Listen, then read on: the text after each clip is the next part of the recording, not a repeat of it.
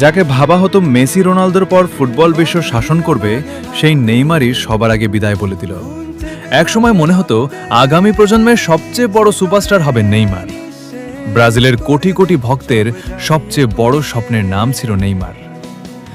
কিন্তু ভাগ্য যেন তার জন্য অন্যরকম গল্প লিখে রেখেছিল। মেসি আর রোনালদোর নামের পাশে যে নামটা সবচেয়ে বেশি উচ্চারণ হতো, আজ সেই নামটাই নীরব হয়ে গেল। কত স্বপ্ন, কত আশা, কত অপেক্ষা, সব যেন এক মুহূর্তেই থেমে গেল। ইনজুরি করে শুধু তার শরীর ভাঙেনি, ভেঙে দিয়েছে কোটি ভক্তের স্বপ্ন। ফুটবল হয়তো নতুন তারকা পাবে, কিন্তু নেইমারের মতো একজন শিল্পীকে আর খুঁজে পাওয়া কঠিন।